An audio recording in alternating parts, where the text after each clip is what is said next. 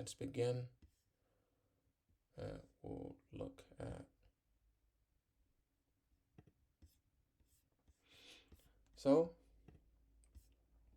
product strategy, and in this one we'll look at the first thing we'll look at is the smart fitness tracker. So again, the product here is a smart fitness tracker. Think of it, right now we live in a world where lots of people are caring about their long-term health, so longevity, living, not just living until you're 100, but living disease-free until you're 100 as much as possible.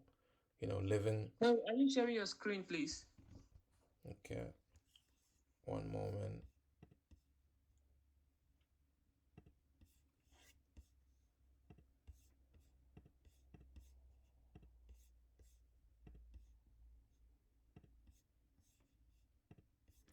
Okay, I hope you all can see my screen. So, as I said, we live in a world right now where everyone is fitness conscious. Everyone is not just about weight. Let me lose weight. No, that's not the goal. I'm sorry, I can't see the screen. Okay. Can anyone else see my screen? Yes, I can see it. Yes, I Okay. can see it. So you have to resolve that. Wow. Maybe leave and rejoin.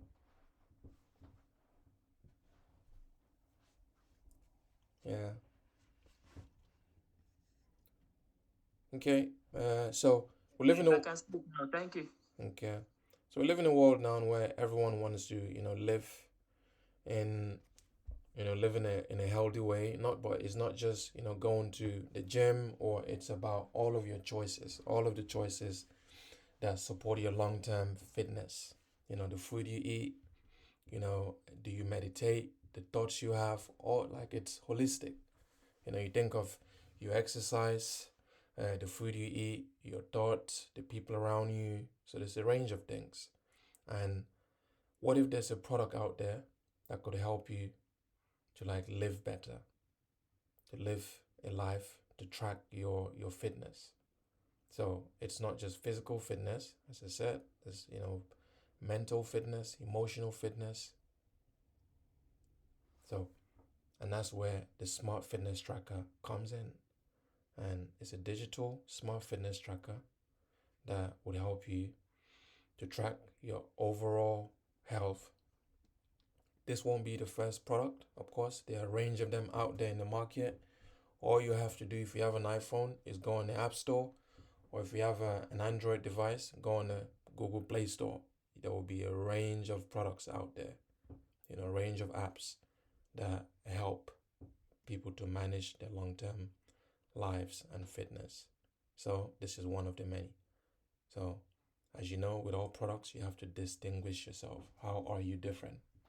So this strategy is to help us launch and to distinguish ourselves in the market as being a serious competitor, and one that would be able to do so much and help people live better lives. Okay, so market analysis. So I hope this can resonate with the exercise that was given last week.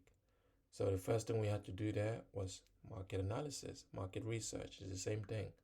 So having done market research, I found that individuals between the age of 18 to 45 are extremely interested in fitness and technology. How can they really track? Is that data driven approach to life? If I say I exercise 3 hours this week, and then I observed that emotionally I was so much more stable with 3 hours exercise. How did I know this? Because I have an app that helps me to track. So every time I feel sad, I tap it in the app. I track it. I count, I keep a count. Every time I'm really, I'm really happy, I keep a count. And I also capture how long did that mood last for? How long was I happy for? I go through a week of doing this, and I find that actually there seems to be a correlation that whenever I exercise, I feel happier. That week tends to be more productive, emotionally more productive.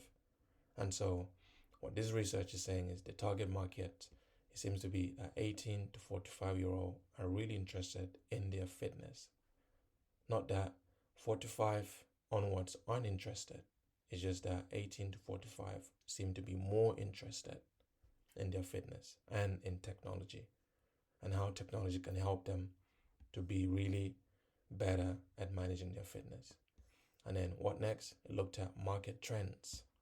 So there seems to be a growing demand for health and wellness gadgets. Again, as I said earlier, there's a global rise in just everyone trying to really live a fit lifestyle. So there's a growing demand globally. People want gadgets that can help them to do that. So what are the consumer needs? The consumer needs are really straightforward. It's convenience. I don't want to go to a doctor to tell me. I want to be able to, I want a fitness gadget to tell me that. It tells me what's my blood pressure. It will say, well, your blood pressure right now is good. See, that's it. That's a fitness application telling me that in real time. So it monitors my vitals and tells me all of this data in real time. So I can also integrate this with smartphones. So it's something that once my gadget is on, maybe I'm going for a run, it monitors my heart rate. If it's too high, it will tell me on my phone.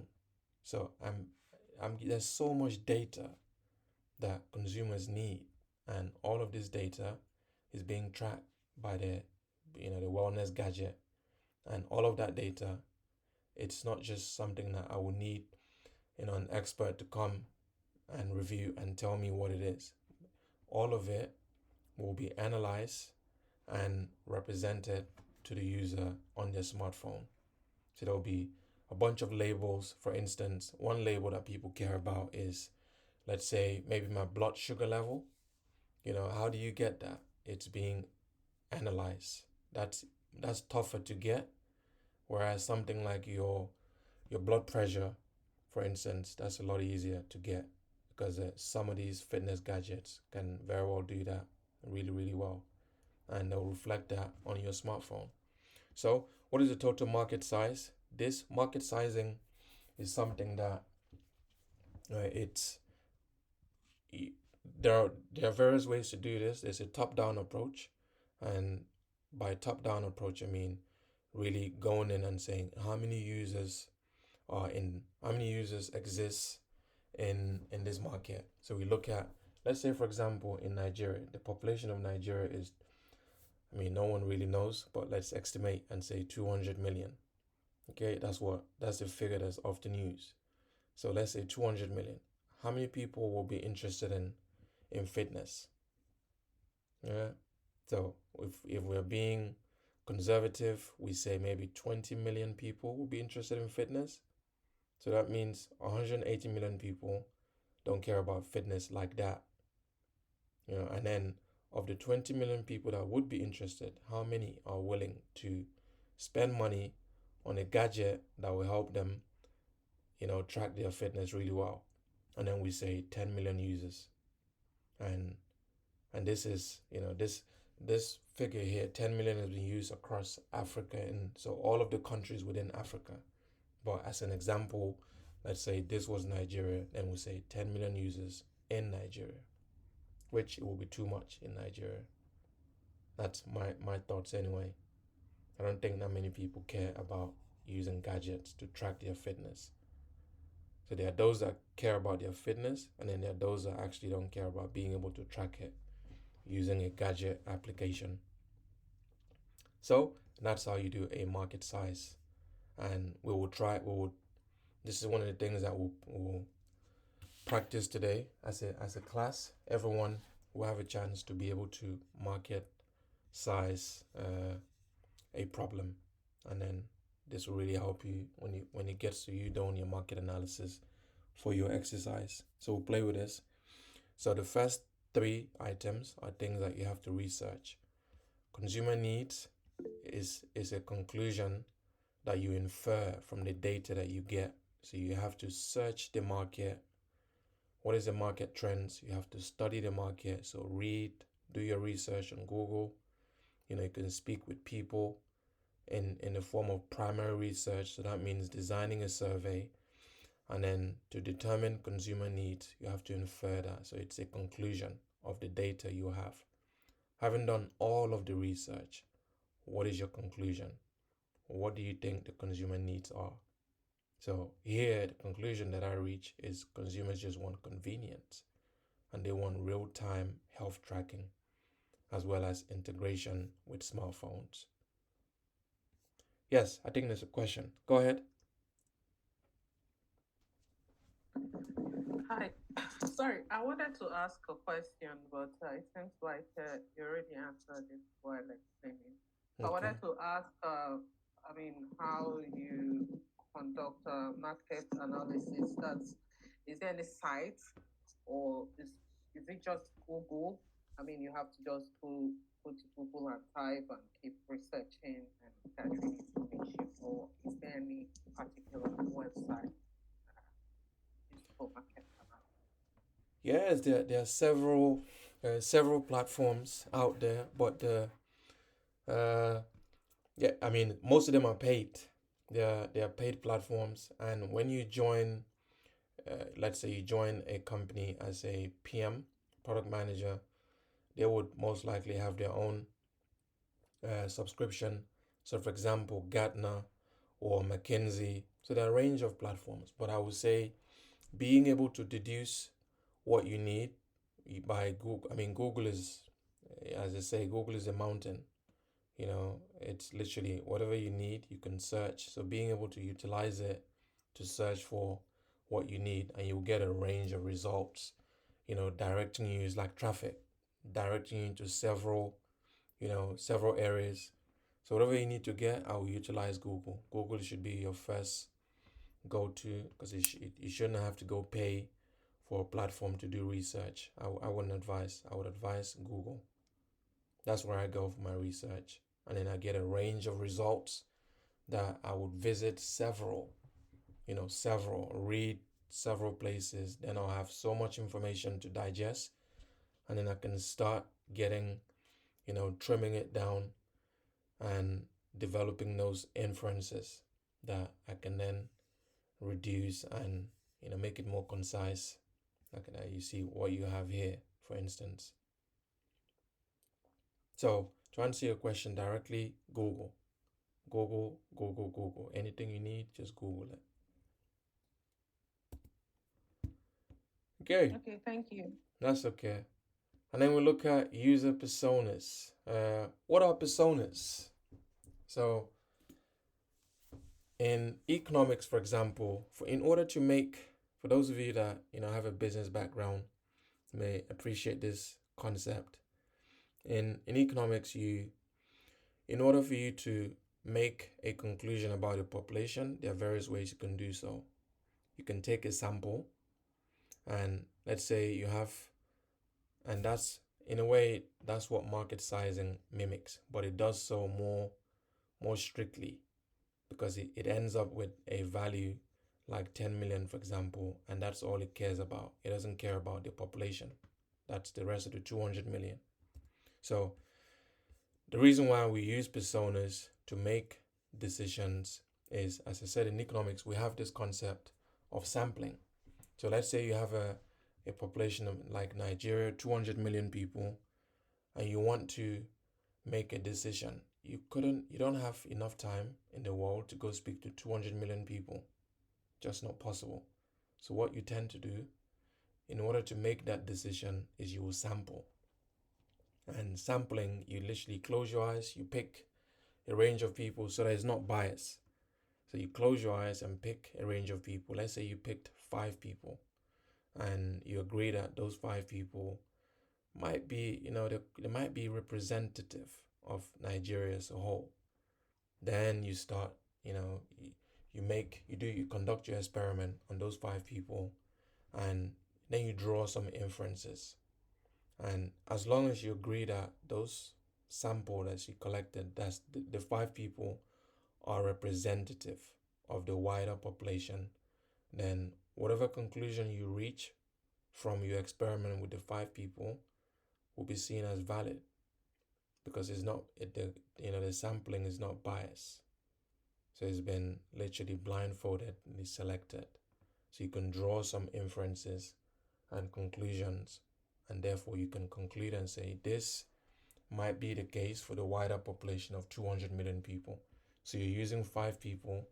Obviously, you have to select, the sample has to be much more than 5 people if you want to draw a conclusion that can be, tracked to 200 million people, maybe something like, 500, people or 1,000. And then you can, at the end of it, if you notice any patterns, then you can then say, we can conclude that for the wider population in Nigeria, people care about X, Y, Z. I hope that makes sense. So in persona terms, why we use personas is to allow us to be able to say, since we're not going to be able to speak to all of the people that care about our application, so we create a group of, personas. And then if we see someone who is a fitness enthusiast, see, that person would fall under here. So fitness enthusiasts, wherever they may be, they will fall under this bucket of persona 1. A busy professional will fall under this persona 2. So you create as many as you think are representative for your product. In most cases, again, as I say, you create as many. I don't want to give you a number and say you should go create that only. I want you to use your own judgment and decide how many to create. But you create as many as you deem fit. That's the right amount. There isn't no right amount. The right amount is as many as you deem fit. So personas then are therefore representative, are bucket that you use to capture the population. So for this app, we're going to have fitness enthusiasts, people who care deeply about fitness. And then there are those that are really busy and they want an application to help them to manage their, fitness lifestyle. 1 second, guys. Let me let someone in.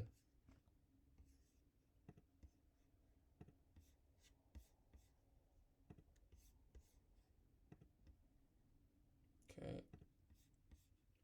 Welcome, Justine.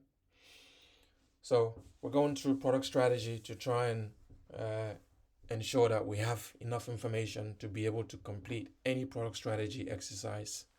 And once I go through this, we'll have some hands-on exercise that everyone can practice with.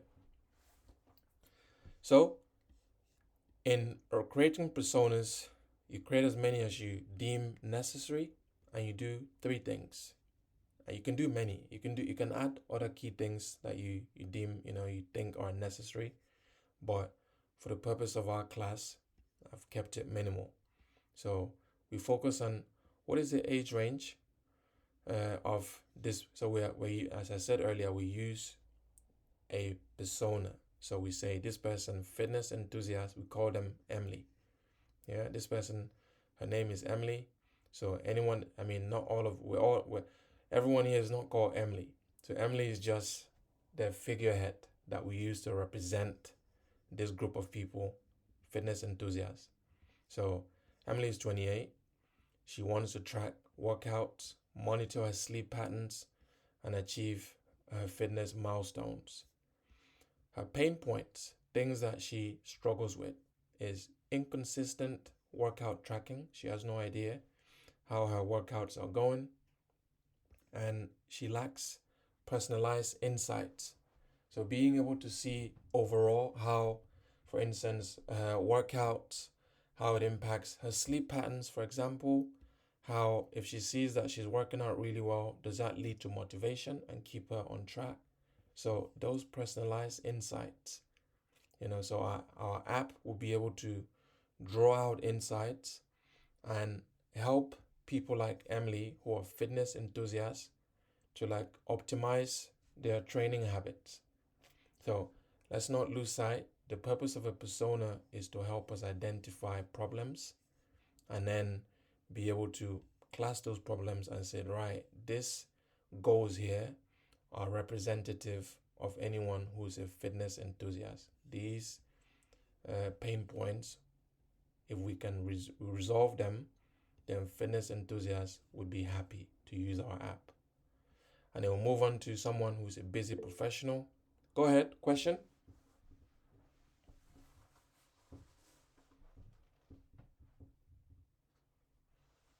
Is there a question?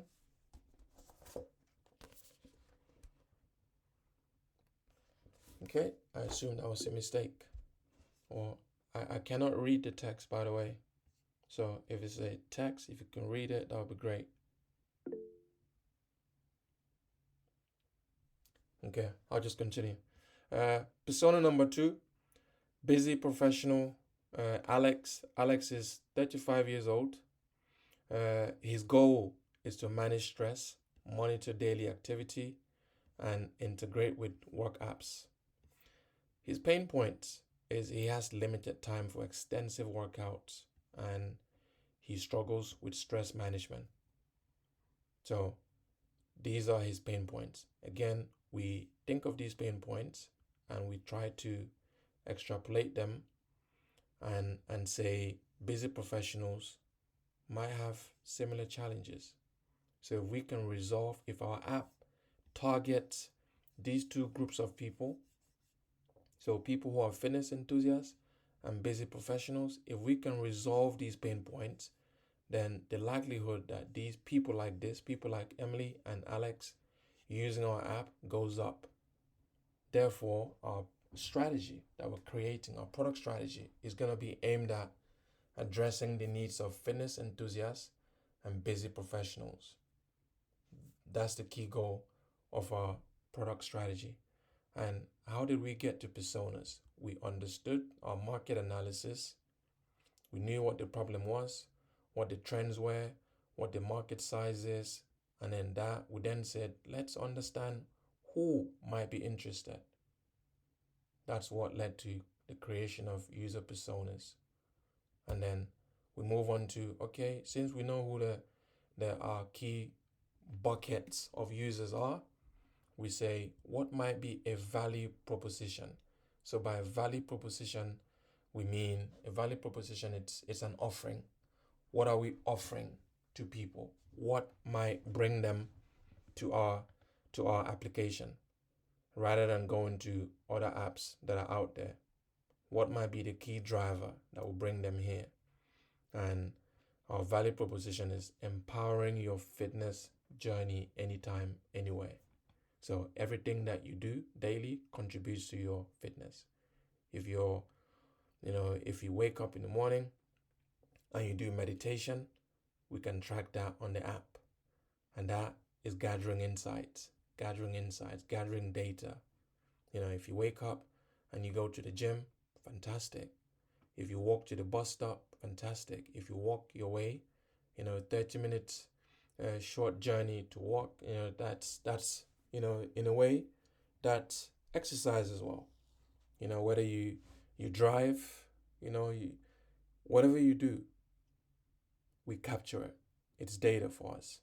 So the benefits of our value proposition is real-time fitness tracking. We track everything you do. And then we use that tracking to give you personalized health insights. And not just personalized health insights alone, with those insights are communicated to you via smartphone integration. So that means if you're wearing like a Fitbit, for those that don't know what it is, maybe it would help. It's something like this. Yeah, you wear this to the gym, it tracks everything that you do. So you can see here, for instance, this is tracking your heart rate. It's saying your heart rate, and I'm not sure what this person was doing, but it's tracking, your heart rate. And imagine tracking this for 6 hours. If we have data for 6 hours, we can tell you what your average heart rate was in a day. Yeah, so we calculate the average, and that tells you something. Heart rate tells you something. If it's too high, then there might be something that you can do. So it leads to you living a better life, because if it's too high, you know in advance to find preventative measures. Healthcare needs not be, something you do when things are wrong. like you can be proactive. And then here, for instance, this one here is showing you steps. So remember I said earlier, if you are someone that walks a lot, then that's great. All your steps are being counted. In the end, we'll tell you how many calories you've, end up like producing as a result. Here's your heartbeat per minute, and then here is what is this distance, these steps. What is it if you were to doing kilometers? How many kilometers would these steps convert to? And this here is telling us that almost 24,000 steps will lead to about 12.5 kilometers, which is quite, it's quite nice. That's over 10K. So that's a Fitbit. So when we think of a wearable app, one that we're doing here, it's exactly something like that. It's an application that can be worn on, on your arm, or it's something that could be added to your pocket. So however you want to do it. And then of course we sync that with your smartphone. And then lastly, as we've seen from the personas, we saw this person here, pain point, struggles with stress management. We've captured it here. So a benefit of our application is it's going to help you to manage your stress. So that's what a value proposition is. And so a value proposition is, what value are we adding to your life? People have told us their pain points, and we're resolving those pain points with our value proposition. We're saying, here's the value that we're going to give to you. Any questions?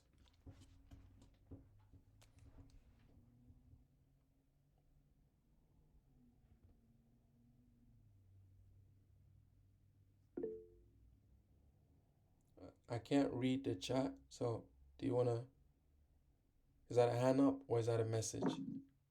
Yeah, hi. Okay. I have a question, but that's pertaining the user story.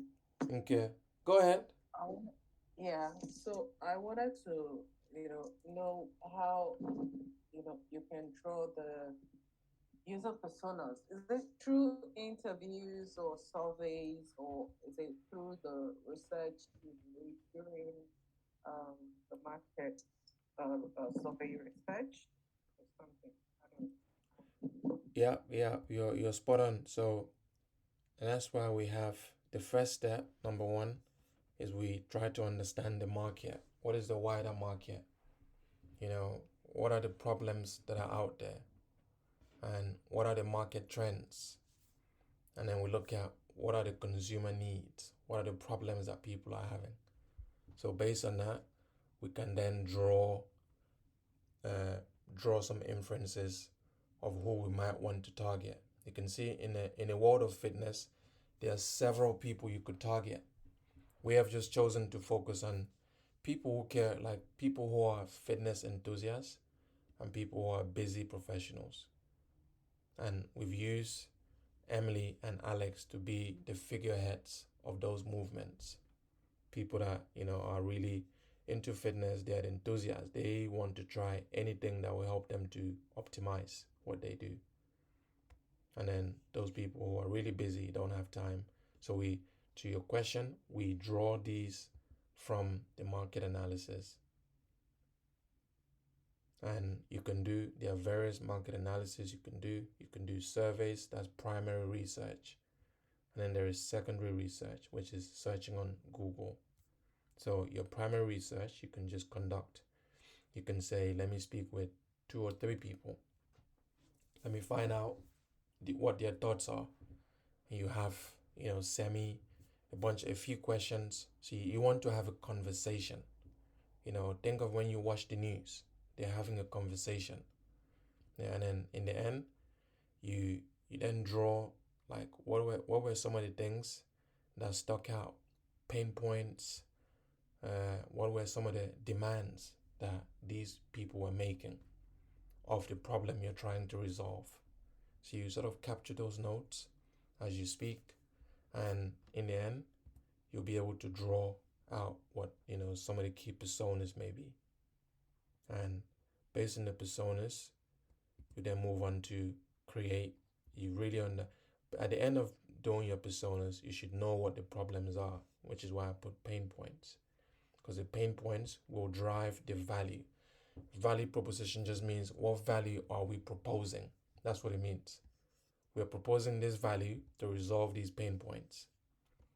Yeah, we're proposing these values here, these benefits. We believe these benefits will resolve these pain points. If your value proposition does not resolve the pain points, then what is the point of moving forward? You haven't solved the problem. So customers will not come to you. WhatsApp resolves the problem. WhatsApp solved the problem of communication. Right now we're using Google Meet. Google Meet solved the problem. How do I have a bunch of people meet in one place in different continents around the world? It's amazing. So a value proposition resolves problems, resolves pain points.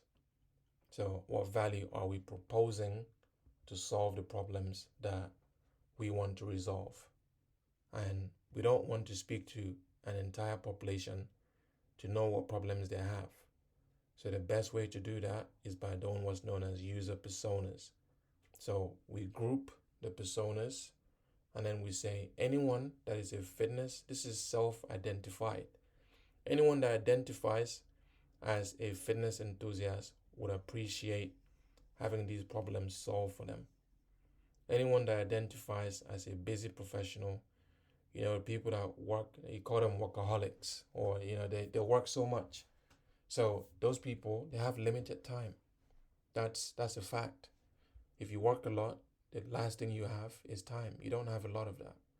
And if you care about your health and you want to do something to ease the burden of that, then you would appreciate an app that helps you to do so. So I hope that breaks it down further.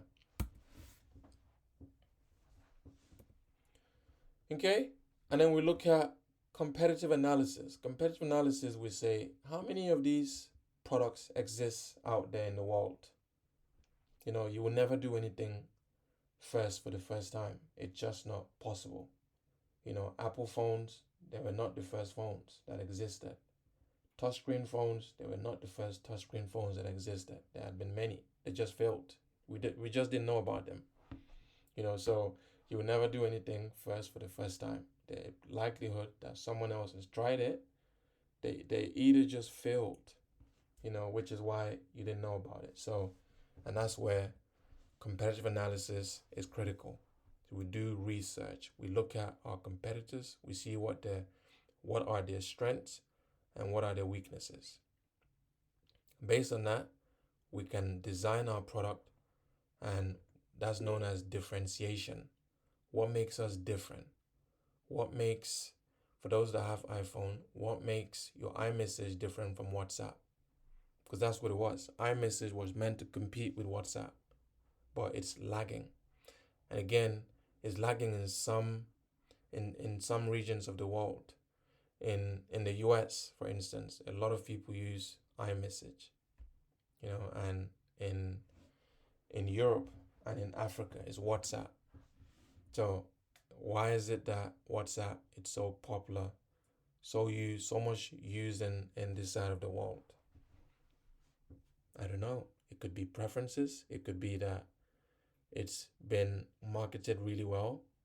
There are various reasons. You couldn't just say it's just for one reason. There are various reasons. And they've done their research well and they've positioned.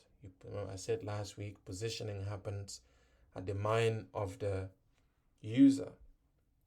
The user perceives a certain product to be superior and therefore goes with it, or perceives it to be more preferable and therefore goes with it. So we do competitive analysis to understand what is currently provided, and then we can assess what the strengths are. So in this case, we looked at competitor one. So go ahead. Sorry. Okay, I have a question. Is this, are you focused on fitness, or can we use this to do other things? Maybe the way you just did, use fly scanner as point of when you're doing your user stories. Right. Can you use this to do other things like flight scanner or maybe something or other things, like just for fitness only. Okay. So the principles, these what I'm sharing here are principles. So they're not like things you use for one example only. So I'm sharing principles that we can extrapolate and do and focus on any product we want. So we can do a competitive analysis on flight scanner, for instance. We can do a competitive analysis on any product. So that I'm only sharing principles, concepts, and then we take the concepts and we apply them to any product. And we can create a product strategy for any idea. We can use these principles and work with anything we want to. So I'm only using this to illustrate, to teach the principle, and then we would practice on any ideas that we want to. For example, we had the idea, I think Nonye was your idea for a housekeeping app. We can equally do the same. Can do a competitive analysis. Are there applications out there that currently offer this product? If there are, we name them here, and then we say, okay, for product number one, what are the strengths? What does that product do really well, and what does it do not so well? And then we move on. Product number two, what does it do really well, and what does it not do so well? And then we use these insights, the things that we wrote down. We say, for our application, for our housekeeping app, we need that application to be extremely better than these apps. You don't bring a product to the market to do the same thing as your competitors. That goes against the laws of competition. You need to be better in some way. So differentiation is what sets us apart from the rest of them.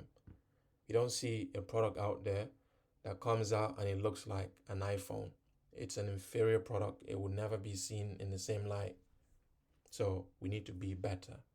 So in any product strategy that you do, it works in the same manner. At the end of it, you should have a product that is better in some way. Now, is it so much better? That would be judged by customers. Because I can say it's the best product that exists, but it needs to translate to sales. If people are coming and are paying for it, then that means, yes, we can argue that it is, because we're having people leave our competitors to come to us. That tells us that it is. So again, I'm adding to the point there that this is product strategy. You can use the concepts and apply it to anything, any idea. It's about creating a product strategy to help you launch a service. Okay, but for the purpose of this class, I'm creating a product. I'm trying to show you guys a product strategy for launching a wearable fitness app. Yeah, so how do we launch it? And that's what we've been doing so far. So in here then, we see two competitors, Opus Fitness Tracker and Calm Health Wear. So these are the two products that exist in the market, and you can see their strengths and weaknesses have been highlighted. And then we called out a differentiation. Our Smart Fitness Tracker combines advanced features with user-friendly design at an affordable price.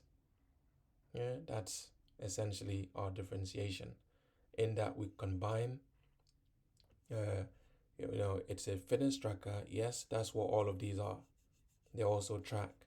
Competitor number 1 and 2, they're doing that. However, we've added, this is a claim. The claim is we've added advanced features. And what are those advanced features? Things like this. Stress management. That's how do you track stress management? There are various ways you can track that, but this is a high level feature. And as a product manager at this phase, you care about high level features, not going down to a detailed user story level. Remember I said some weeks back, I said as a PM, your core job is strategic thinking. the tactical thinking we were doing before was to ensure that you don't become one of those PMs that is just barking instructions at people you don't know how to do. You need to be good at doing the stuff you ask people to do. That's why I made sure that all of us can write user stories and acceptance criteria. That's what our BAs, that's what they do. And the BAs would take stress management features and they would be able to strip this into multiple features within the app. The BAs will take that and do so. Yeah, and they will do so with your guide, because you've created a product strategy. You know exactly what you mean by stress management features, because you sat down and created the personas. You understood the market, so you know exactly what you mean. So it's about you being able to translate what you mean, communicate that clearly, so the BAs and anyone in the team that wants to know can understand. And then they will take that and strip it into user stories and acceptance criteria. And where you think there are some user stories missing, you can identify them and to the BA, and the BA will go ahead and create some more. So that's known as being hands-on, not just instructing and barking instructions, but you're hands-on. You understand the tactical and you understand the strategic. So it's a combination, and that makes you a formidable product manager. Okay, and then we'll move on to a roadmap. This, as a PM, you live and breathe roadmaps. Some people say as a PM, this should be your maybe 30-40% of the thing you do on the job. Because once you've gone through a product strategy and you create a product roadmap, then there's going to be several. As you see here, there's a phase 1. And in phase 1, you're doing your core features. So what are those things that your MVP, your minimum viable product, or these days there's a key term called minimum lovable product, your MLP, minimum lovable product. So what can you release to the market that customers love? And the difference between MVP and MLP is your minimum viable product is what can I quickly get out there, what can I quickly release to users to use and get feedback from them. That's fine, but some have argued that that sort of mindset leads to you releasing a product that customers doesn't really do anything different from what customers already know. Competitor A and competitor 2, competitor 1 and 2 they already have products out there. So you releasing an inferior product in your MVP doesn't really distinguish, your product. So people, as a result, may continue to use, the existing products in the market. And so the idea of minimum lovable product is actually release something that is, something that you've stated here in your differentiation. And if you release such a product, then the chances of you stealing the market is very high. And so that's where the idea comes from. And so in your roadmap as a PM, depending on the approach you want to choose, if you want to do a minimum viable product, so what is the smallest piece of thing we can develop and release in the market? So you will then, call that out here. So core features will be in here that I've stated are your heart rate monitoring, your step tracking, and sleep analysis. You can see these things, they're very common. They're things that can already be done in the market. And so if you want to be that PM that is pushing for, industry benchmarks to say, hey, a lot of people are moving away from the idea of MVP and now going into MLP, minimum lovable product. So it's a product that customers will love. And then you can start suggesting, but you have to be pragmatic. You don't suggest things that are so difficult to implement that will take 2 years to implement. 2 years is too long. So you need to be pragmatic in saying we don't want to release too basic features, but at the same time, we don't want to release features that will take us forever to build. So we want to be in the middle. We want to be reasonable. Not too difficult, not too easy.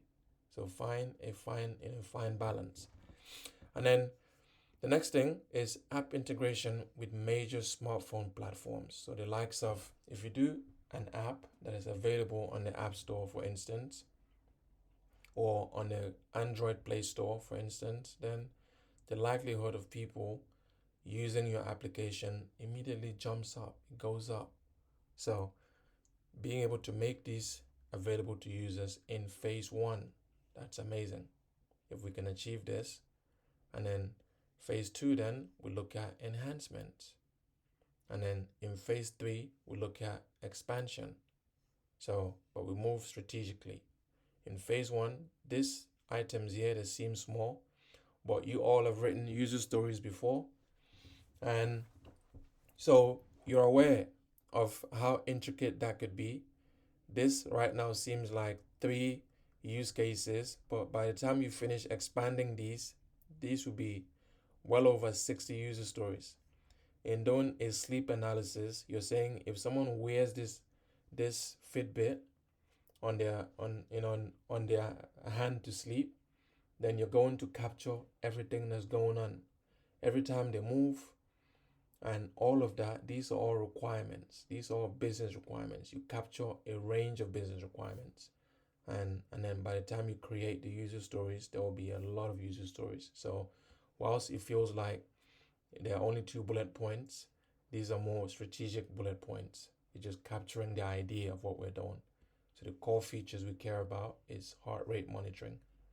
How does heart rate monitoring happen? We haven't decided yet, but we know we want to capture that as a high level feature. And then we also want step tracking. How does that work? We don't know. So here we capture high level ideas, high level features. Any question on roadmap?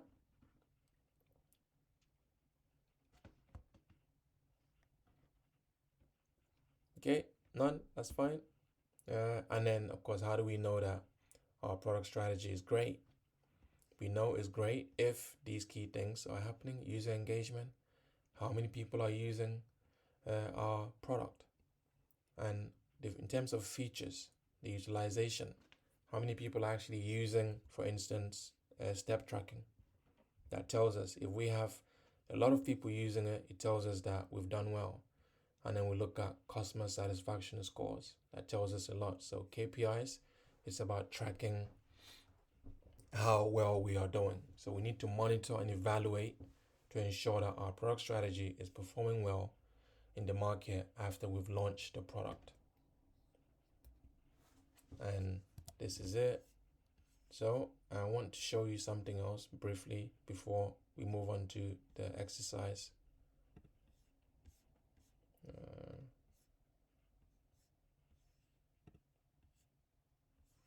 So created this product strategy roadmap template. So in terms of roadmaps, there are various ways to do roadmaps.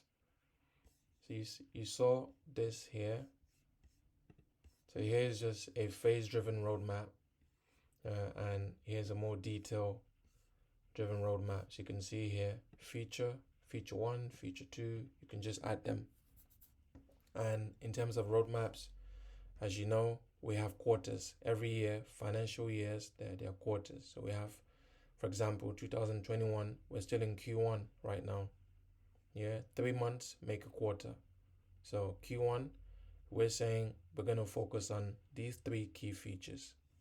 Feature 1, 2, 3.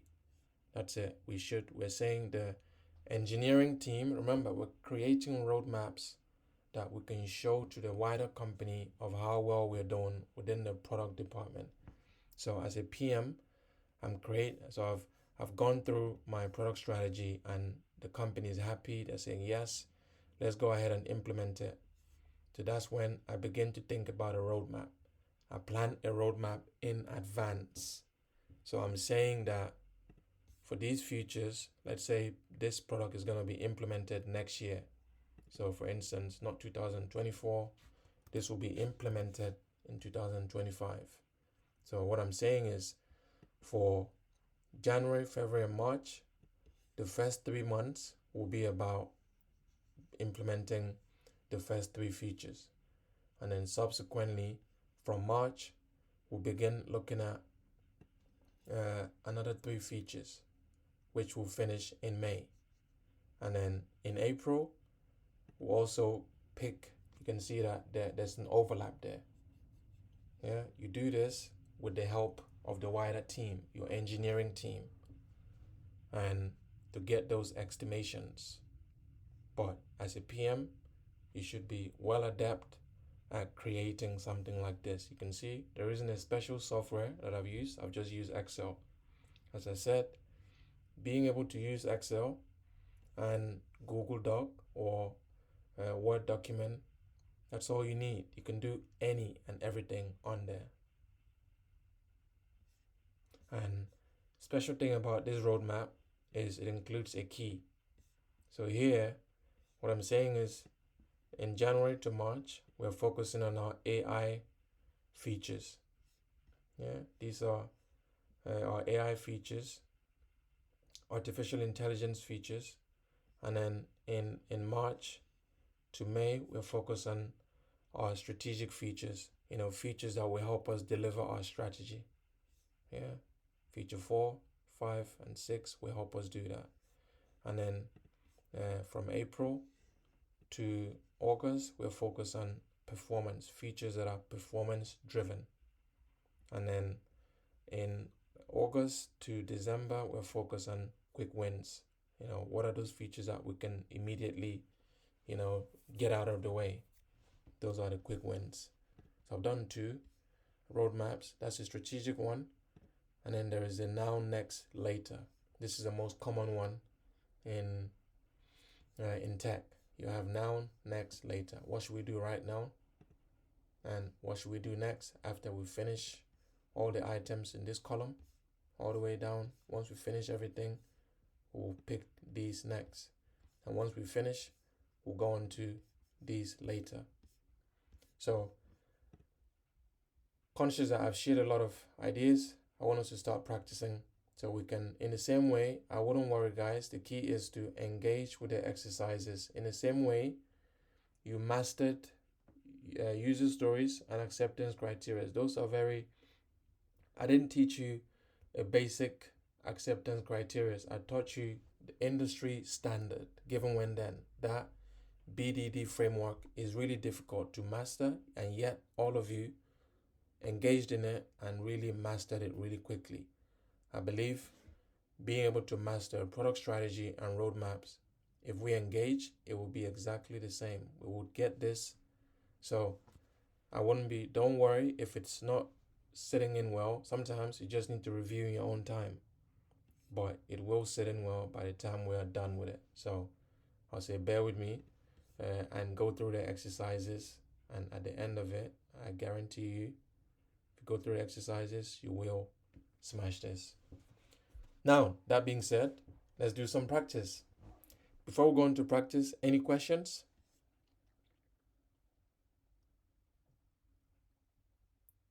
Anything that I've explained that you felt wasn't clear?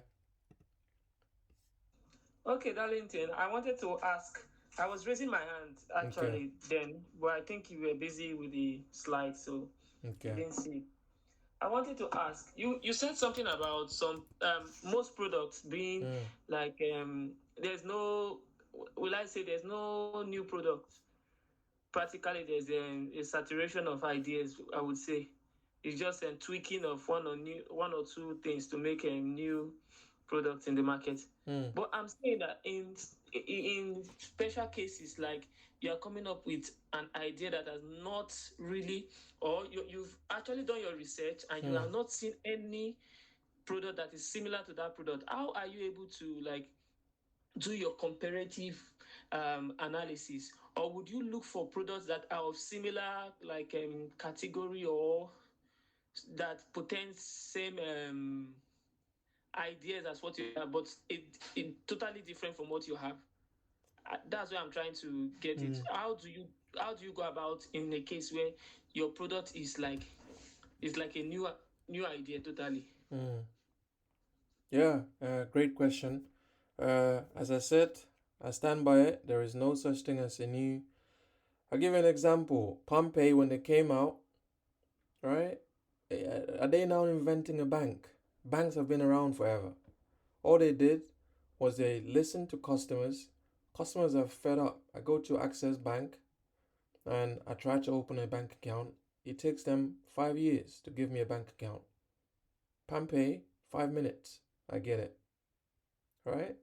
So, what they understood, what are the pain points?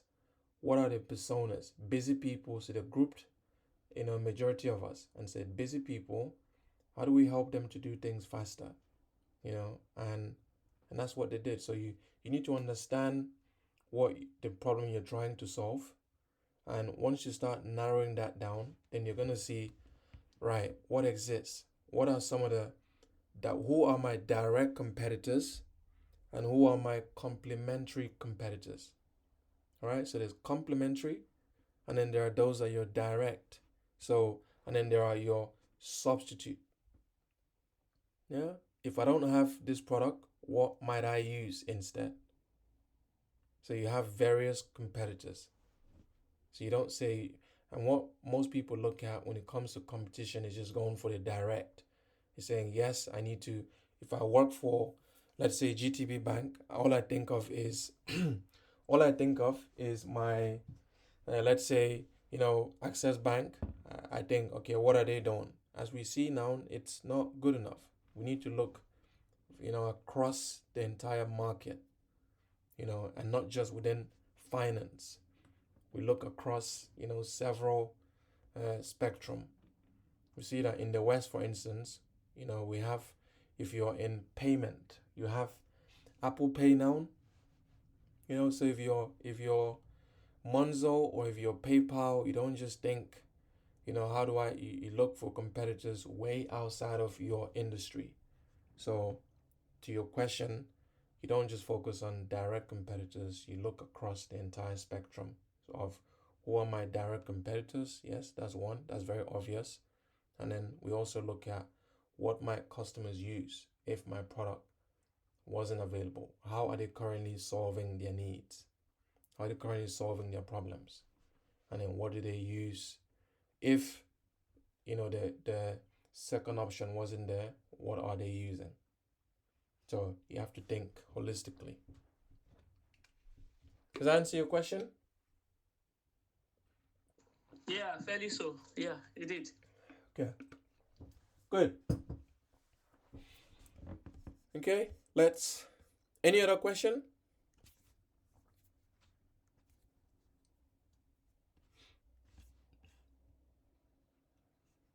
Okay, maybe let's not use this board. Let's use a fresh board.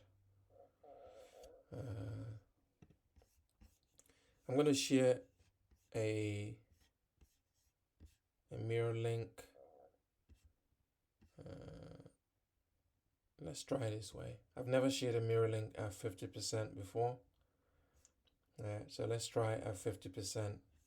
The difference is just zooming out. If you all can see my screen, I'm zooming out. The only difference is you won't have to overly zoom in to see things. Let's try this. I notice that we always have issues with mirror. So we'll find ways.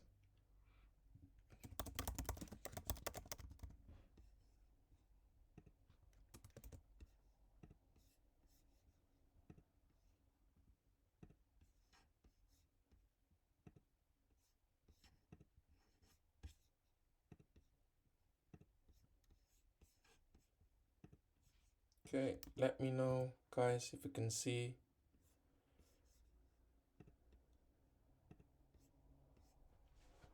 I've sent the mirror link. Come on in. Let's begin.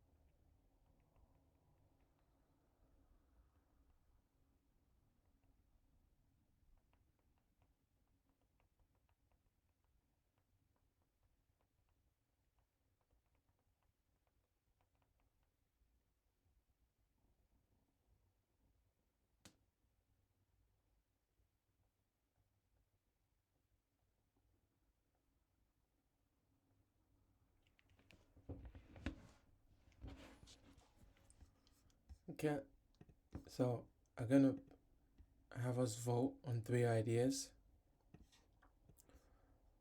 I think we had there was the touch cash. Do we all remember this? By Ola. I think I shared this. I shared this with all of you. You should contactless cash withdrawal service. Do we all remember it? Can you all see my screen?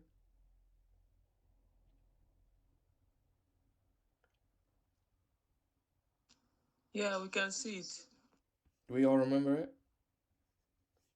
Yes, yes, we do. Okay. That's one, but perhaps the one that we might use instead is, let's use the Chores Connect by Nonier. This one seems fairly straightforward, and it could be one that would ease us well into being able to solve how to create a product strategy for it. So, Chores Connect. Let's use that. Let's use Chores Connect. So, first thing we look at is we do a market research for it. Right? That's number one, market research. That I think we don't need to, there's nothing to learn here. Everybody should know how to do market research. But something to learn within this would be market sizing.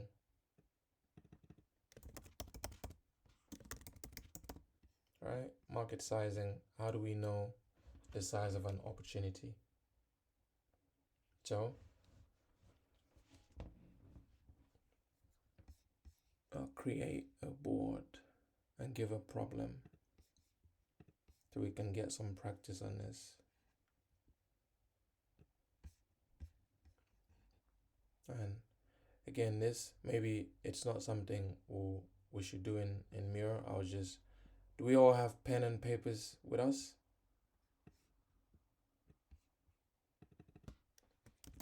If you don't, please get one. Yeah, we're gonna need pen and papers because it's not very good use of time to try and do market sizing on Miro. It's just not very good. So I'm gonna give the exercise, and everyone would do it, and I'll time it, and then maybe 5 minutes, and we'll do one together so you see how it's done, and then we'll practice by doing an example, and then you can do one on your own and come back with what you got.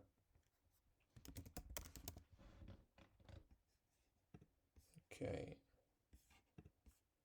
so in Chores Connect,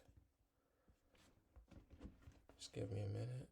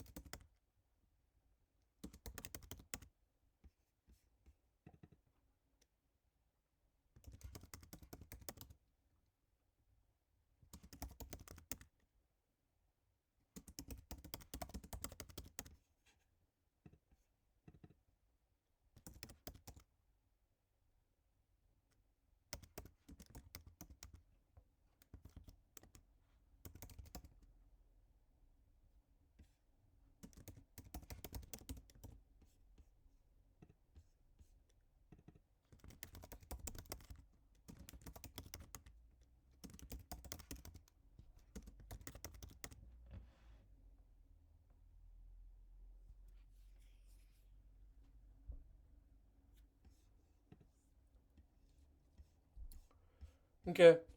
Can you all see my screen? And for those of you that are in Mirror, I'll say come back out to Google Meet just so you can see my screen clearly. So this is gonna require everyone's participation. I want you all so you can see how it's being done. So Choice Connect, it's an application that we went through, we brainstormed it together, and we said it's going to solve problems in housekeeping. People that have housekeeping issues or challenges, busy people, or maybe, mothers that are out there, they need help with housekeeping, or, fathers that are out there, they need help with housekeeping. Anyone that needs help with housekeeping. In England, there's an app called Task Rabbit. It does this, exactly this. It's, you call it housekeeping or whatever it may be, same day handyman, moving services, whatever you need. So as I said earlier, there is never a new idea. It just doesn't exist in Africa yet, but it does exist somewhere in the world. So if you need, this guy comes in, helps you to assemble your furnitures, and this person comes in to help you mount your shelves, so does interior design, and they start charging from £35 maybe to mount your TV, whatever the job may be, to mow your gardening. Yeah. So if it's the only thing that I think it doesn't do might be picking up your kids, but who knows? I don't know enough to say that. If it's indoor painting, so again, we said it and we thought it was just fresh, but it's not. There are several ideas. No such thing as a new idea. It could exist somewhere in China, somewhere in Brazil, but when we think of ideas, we have to contextualize it and say this idea we're thinking of for maybe Nigeria, for instance. And that's why with Flight Scanner, we thought of just Africa. We limited it because we know that one already exists in the West.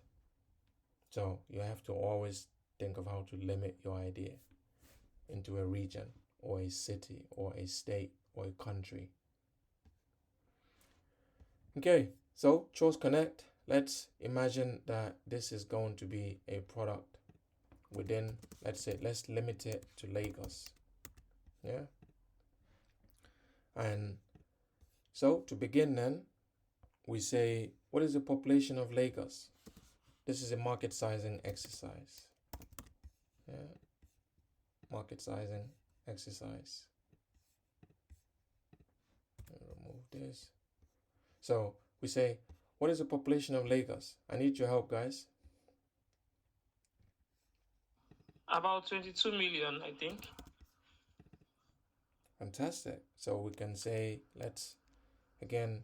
we're using numbers, so we can round to the nearest whole number, or to the nearest tenth. To the nearest tenth, we can say maybe 20 million. Would you say that's fair? Yeah, it is. Approximately. Yeah. Okay. And percentage of households that outsource. Percentage of households outsourcing things like this. Yeah. What do you think? How many people do you think, need, would require the services of Choice Connect? How many households? Maybe 10%. Okay. Anyone else?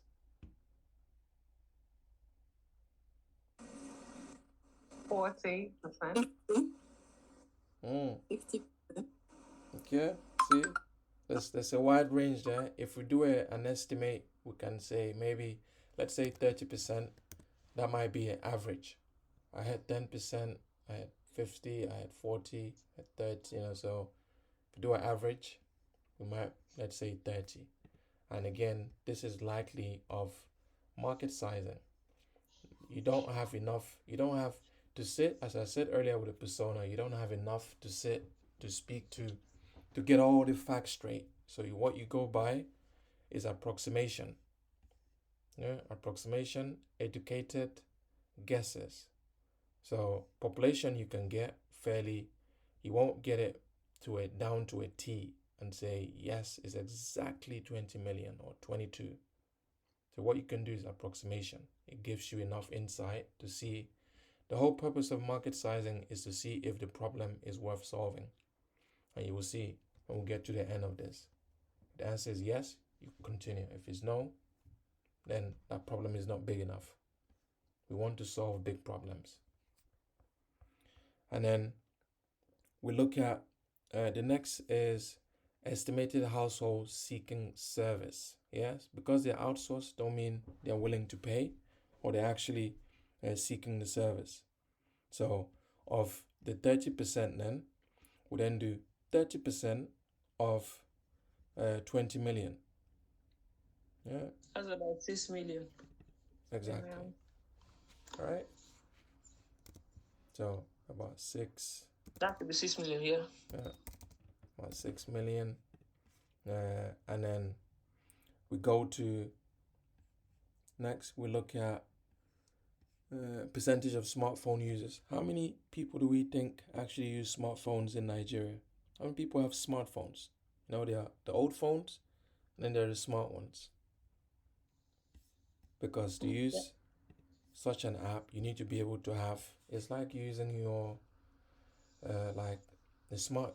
Do we all agree on what the definition of a smartphone is? Yeah. Okay. Maybe like 60%. Or maybe even up to 70%. A lot of people use smartphone actually. Yeah, I love 60% because it's Right. we're being conservative. So I say when you're doing a market sizing, you need to be conservative with your values. So not overly optimistic, but not not overly pessimistic. That fine line. How do you know? You would see yourself like 60, given where we are globally now with technology. We think 60 is fairly. This is within Lagos. Lagos is it's fairly a business unit. So 60% won't be pushing the boundaries of what's possible. Just about makes sense.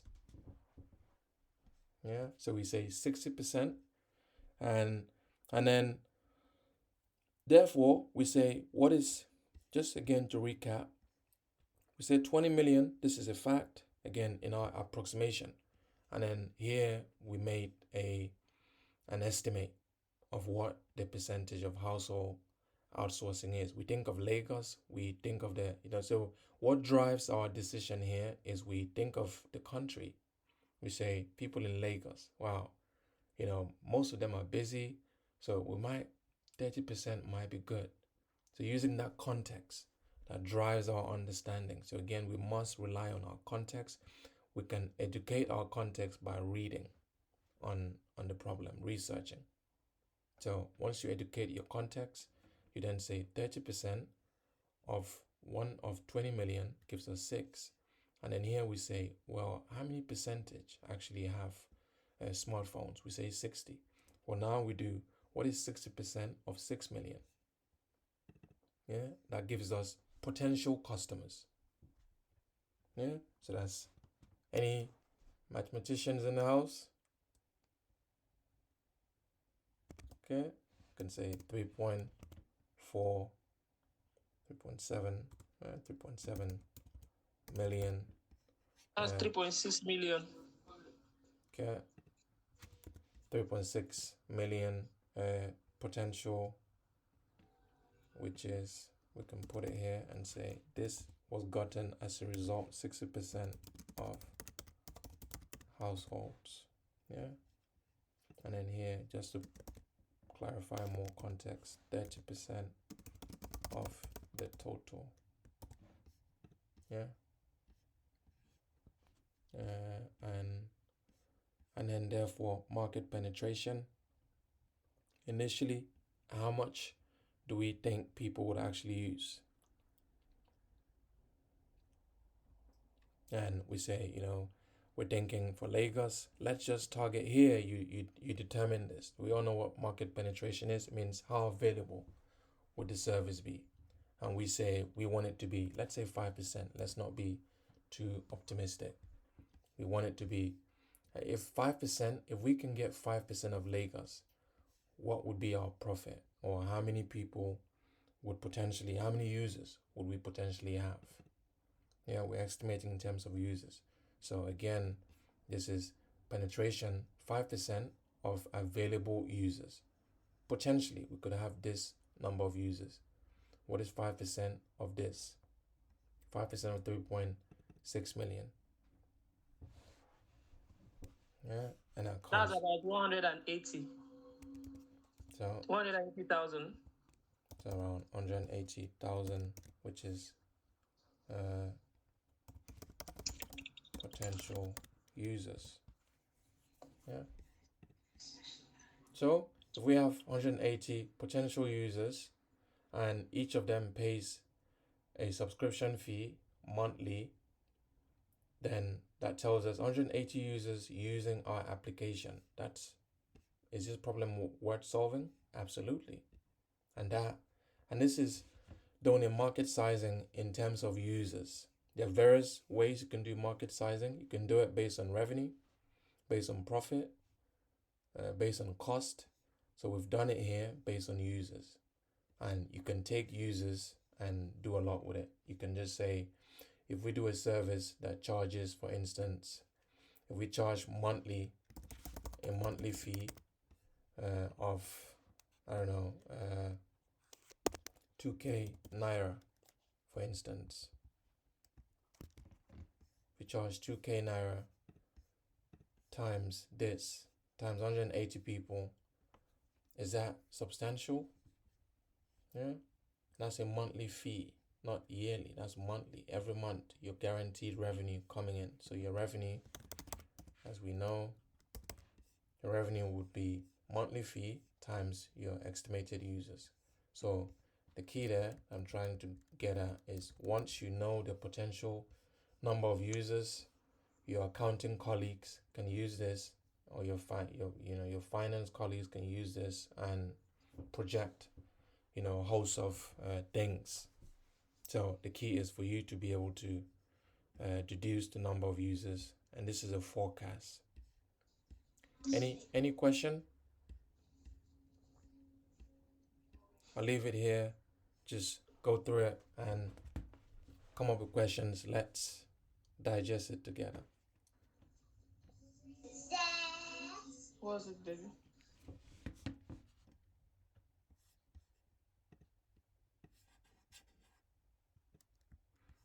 So one thing to add would be, if you were doing any market size, let's say for the smart fitness app that we looked at earlier, you could do exactly the same. You think, okay, popular, where is this app? Where are we looking at focusing? And you can do for countries as well. You can say for the whole of Nigeria, for instance.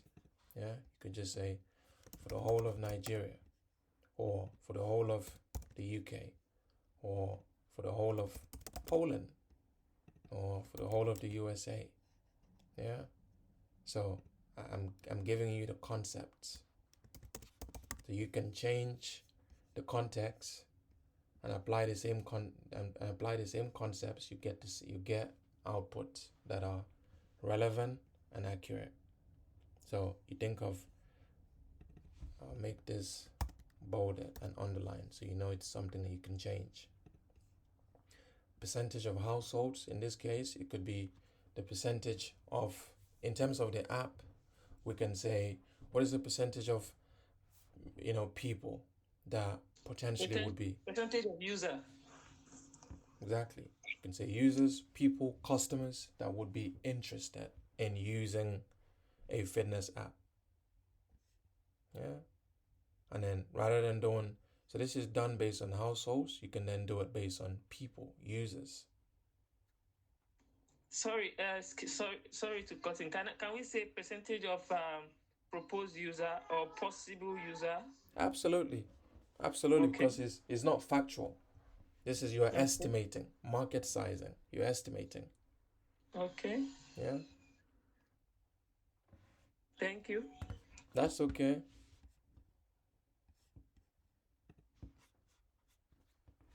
So let's the exercise then. I would say I want us to do a similar one. So perhaps I would say again is to get you thinking. Let's not move the goalpost too much. Let's have someone do. Let's do one for, let's say, Abuja, for instance. Yeah. Can we all do one for Abuja quickly? Give that 5 minutes. Can we do a market sizing for Chores Connect? If we are to launch Chores Connect in Abuja, as a product manager, you want to see whether the market it's viable. Is the market there that you can launch this? Before Uber was launched in Nigeria, they had to see if there was actually a market. Does it make sense? Their product managers will do what's known as a market sizing to understand if there's actually a market for it. By market being how many potential users could we have? And you can do this up to literally predicting on a day-by-day basis. How many potential riders could we have every week or every day or every month, or just in our case entirely? How many potential users could we end up with? And if that number is big enough, then they'll make the decision, yes, it makes sense financially to invest and expand Uber. In our case, does it make sense to launch Chores Connect in Abuja? In Lagos, we see that it does. So we're going to launch it. In Abuja, does it make sense? If it doesn't, we won't. We hold back. So we need to get the data, the estimation, in order to make that decision. So give 5 minutes for us to begin. Do a market sizing for that. Let's see what you come up with.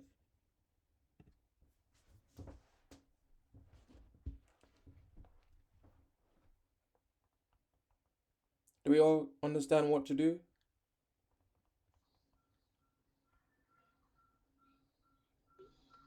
Yeah, I think we should just what we have done now. We should do it on our own, right? Yes, yes. Do use one for app with them. Abuja. Yes.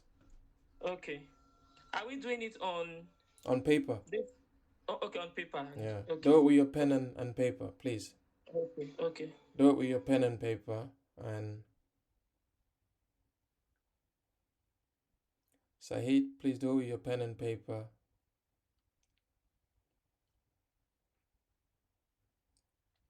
Just use this template to do it with your pen and paper.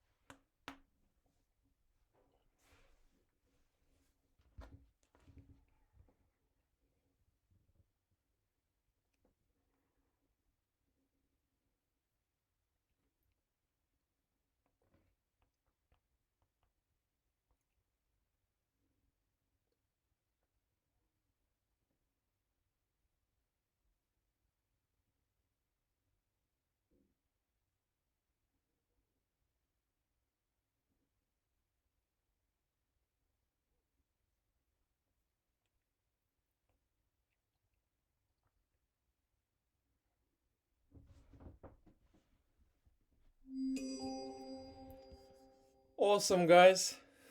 Okay.